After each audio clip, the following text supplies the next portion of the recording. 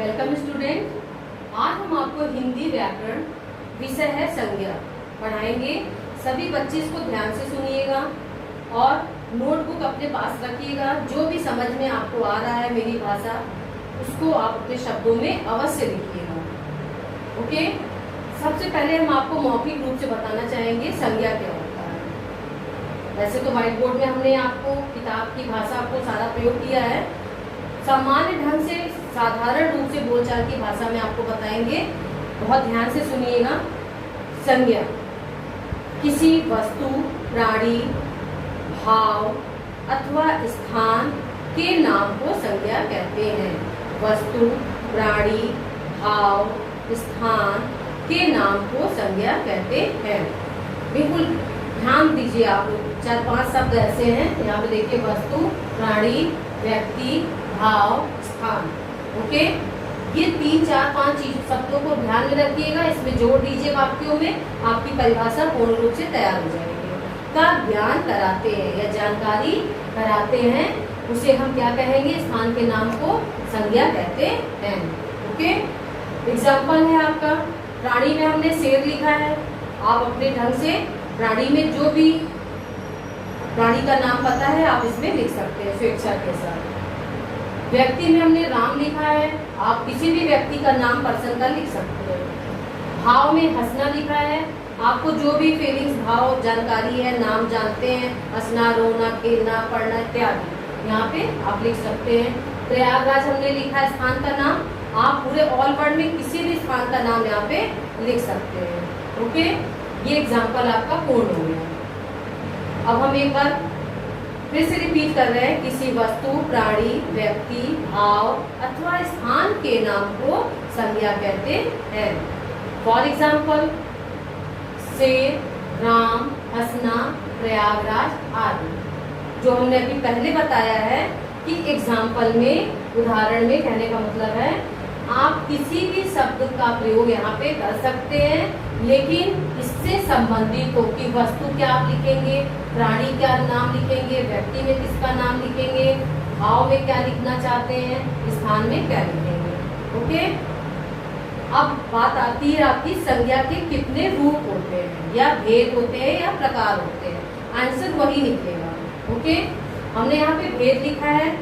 कभी कभी क्वेश्चन पूछा जाता है कि संज्ञा के कितने प्रकार होते हैं, तो भेद ही प्रकार है। ठीक है, इस चीज को ध्यान रखिएगा। तो संज्ञा के 3 भेद होते हैं। पहला है आपका व्यक्तिवाचक संज्ञा, दूसरा है आपका जातिवाचक संज्ञा, तीसरा है आपका भाववाचक संज्ञा। ओके, एक बार हम इसको पढ़ के बता दें, फिर अपनी सामान्य सी बोलचाल की भाषा में आपको बताएंगे।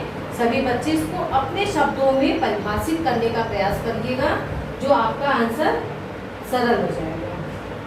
व्यक्तिवाचक संज्ञा, जो शब्द किसी एक विशेष, कहने का मतलब देखिएगा, जो शब्द किसी एक विशेष व्यक्ति या वस्तु का ज्ञान कराते हैं, उन्हें व्यक्तिवाचक संज्ञा कहते हैं। हमने यहाँ पे विशेष व्यक्ति, वस्तु का ज्ञान कराया है। आप स्थान का भी नाम दे सकते हैं यहाँ पर। ओके, यहाँ पे हम स्थान लिख दे रहे हैं, स्थान। ओके, का ज्ञान कराते हैं, उन्हें व्यक्तिवाचक संज्ञा कहते हैं। जैसे देखिए, चार मीनार बहुत ही फेमस है। ओके, सभी जानते हैं। ताजमहल के बारे में भी आप जानते हैं, लोटस मंदिर के बारे में जानते हैं। ये सब फेमस जगह है, मतलब सब जानता है, इसके बारे में जानकारी है। गांधी जी हमारे महात्मा पुरुष के रूप में है, बापू के नाम से पुकारे जाते हैं, जिनको टाइटल मिली है। क्यों मिली? इसका कारण है कि उन्होंने देश के लिए अपना सब कुछ निछावर किया और अहिंसा के मार्ग पर चल करके हमारे भारत देश को स्वतंत्र कराया, और पूरे विश्व में ये प्रसिद्ध है। सभी इनका नाम जानते, इसलिए हमने इनका नाम व्यक्तिवाचक संज्ञा में उद्धृत कर दिया है। सूर्य, चंद्रमा फेमस है। ठीक है, क्यों? क्योंकि सूर्य अपनी रोशनी नहीं देगा तो धरती क्या हो जाएगी? विनष्ट हो जाएगी। इसलिए हमारे लिए फेमस है, इकरार में आ रहा है। तो व्यक्तिवाचक संज्ञा में इसका भी ज्ञान करा सकते हैं, चंद्रमा का ज्ञान करा सकते हैं आदि। ओके, अब हम आते हैं जातिवाचक संज्ञा। जातिवाचक संज्ञा, जो शब्द एक ही प्रकार की, ध्यान दीजिएगा, जो शब्द एक ही प्रकार की सभी प्राणियों, वस्तुओं या स्थानों का ज्ञान कराते हैं, उन्हें जातिवाचक संज्ञा कहते हैं। जैसे देखिए सेब पूर्ण रूप से कंप्लीट है, उसका एक आकार है, रंग रूप है, उसका एक स्वाद है, जो संपूर्ण ज्ञान करा रहा है, इसलिए इसे हम जातिवाचक संज्ञा के नाम से जानेंगे। खरगोश, इसकी भी एक जाति है, जीव है, ये प्राणी है और पूर्ण रूप से इसका रंग रूप है। ठीक है, भाई एक लड़के के रूप में किसी का भाई है जो इसका संपूर्ण ज्ञान करा रहा है आदि। आप इसके अलावा सभी बहुत सी सारी चीजें हैं जो इसमें आप बता सकते हैं जो संपूर्ण जाति का ज्ञान कराता है। नेक्स्ट है देखिए भाववाचक संज्ञा, जो शब्द किसी वस्तु या व्यक्ति के गुण, दोष, अवस्था, दशा या स्वभाव के बारे में ज्ञान कराते हैं या जानकारी कराते हैं, वे भाववाचक संज्ञा कहलाते हैं या उन्हें भाववाचक संज्ञा कहते हैं। ओके, जैसे है आपका सत्य, एग्जाम्पल है ये आपका सत्य, परोपकार, ईमानदारी, सुख, दुख आदि। एक बार इन शब्दों को जो एग्जाम्पल हमने लिखा है हम बता दें। सत्य, ये सभी के अंदर सत्य की भावना नहीं होती है, बच्चे कभी सत्य बोलते कभी असत्य बोलते हैं, धीरे धीरे प्रोग्रेस होता है, फिर वो अपने सही रास्ते पे आते हैं तो सत्य का मार्ग पकड़ते हैं। तो ये फीलिंग्स हमारी समय के अनुसार बदलती और बनती रहती है। ठीक है, परोपकार, ये भी एक भावना है कि हम किसी के लिए अच्छा कार्य कर रहे हैं, जो हमारा भाववाचक संज्ञा से जुड़ा हुआ है। ईमानदारी, ठीक है, इसको भी ईमानदारी की, हमारे अंदर ईमानदारी की भावना है कि हम ईमानदार हैं और अच्छा लोगों के लिए कर रहे हैं, गलत मार्ग पे नहीं जा रहे हैं, तो ये हमारी भाववाचक संज्ञा से संबंधित है। सुख दुख, सुख दुख हमारे जीवन का एक चक्र है जो हमारे जीवन में आता जाता है, जिसका हम अनुभव करते हैं। ओके, जो हम भाववाचक संज्ञा में इसको ज्ञान करा रहे हैं। ओके स्टूडेंट, एक चीज और बताएंगे, अभी तो हमने आपको संज्ञा के 3 भेदों की जानकारी कराया है, इसमें 2 और संज्ञा आपके ऐड हैं जो आपको हम बताएंगे। आपका पहला है, चौथा है द्रव्यवाचक संज्ञा और 5वां है समूहवाचक संज्ञा। स्टूडेंट, एक बार फिर से बताने जा रहे हैं हम आपको, कुछ विद्वान संज्ञा के 2 भेद और मानते हैं। ठीक है, पहला है आपका द्रव्यवाचक संज्ञा, दूसरा है समुदायवाचक संज्ञा। समुदाय को ही समूह भी कहते हैं, समूहवाचक संज्ञा। ठीक, अब इसकी परिभाषा देखिए।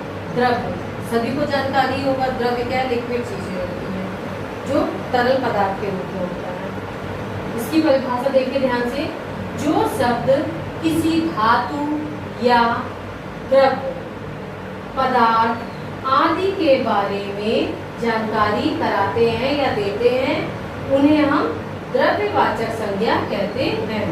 जैसे देखिए सोना, चांदी, घी, तेल आदि। एक बार फिर से हम दोहराने जा रहे हैं अपनी भाषा में। ठीक है, द्रव्यवाचक संज्ञा, जो शब्द किसी धातु, पदार्थ, तरल पदार्थ का ज्ञान कराते हैं उसे हम क्या कहेंगे, द्रव्यवाचक संज्ञा। बिल्कुल अपने शब्दों में आप उसको एक्सप्लेन कर सकते हैं कि जिसमें जो आपका द्रव्यवाचक संज्ञा है, द्रव्य क्या है, तरल पदार्थ के रूप में कोई चीज का ज्ञान करा रहा है, उसे हम क्या कहेंगे, द्रव्यवाचक। एग्जाम्पल में पानी है, ये जो इंक इसमें पड़ा है ये भी डाला गया तो पहले तरल था और उसमें जाकर के पड़ा हुआ है। ठीक है, जिसका प्रयोग हम इसमें लिख रहे हैं। फिर सोना, सोना एक कठोर रूप जरूर धारण करता है लेकिन पहले वो तरल के रूप में ही रहता है, जो द्रव्य का ज्ञान कराता है। ठीक है, घी भी है, पिघल जाए गर्मी की वजह से तो वो क्या होता है, फैल जाता है। अगर धरती पे गिर जाए या बर्तन में फैले हुए बर्तन में रख दीजिए तो फैल जाता है, इसलिए ये द्रव्यवाचक का ज्ञान करा रहा है। ये जितने भी एग्जाम्पल दिए हैं, इसके अलावा आप और भी एग्जाम्पल लिख सकते हैं जो तरल पदार्थ से संबंधित हो। समुदायवाचक समुदाय मीन्स होता है झुंड, समूह, जहाँ पे हम लोग ग्रुप बना के काफी लोग खड़े होते हैं। जीव जंतु भी होते हैं, झुंड में चलते हैं, ठीक है, जंगलों में टहलने चारा खाने के लिए जाते हैं। विद्यालय में सारे बच्चे ग्रुप बना के प्रेयर फील्ड में खड़े होकर प्रेयर करते हैं। उस समय समुदाय का ही ज्ञान करा रहा है, समूह का ज्ञान करा रहा है। परिभाषा देखिए, जो शब्द किसी प्राणी या वस्तु आदि के समूह या समुदाय के बारे में जानकारी देते हैं, उन्हें समुदायवाचक संज्ञा कहते हैं। जैसे देखिए सभा, ठीक है, कहीं भी कोई असेंबली होती है, वहाँ पे सभा काफी लोग इकट्ठे होते हैं। जनता कई होते हैं, ठीक है, कई लोग को मिलाकर के जनता का नाम दिया जाता है, पर्सन जो होते हैं पूरे भारत देश में, ठीक। सेना, ये भी एक झुंड का ही ज्ञान कराएगा।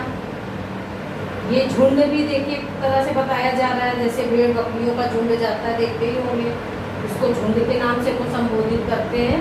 इस प्रकार से ये समुदायवाचक संज्ञा का ज्ञान करा रहा है। इसके अलावा आपको और भी कोई शब्द जिसमें समुदाय का ज्ञान कराए, आप इसमें स्वेच्छा से लिख सकते हो। ओके बच्चों, आज आपका ये टॉपिक समाप्त हुआ।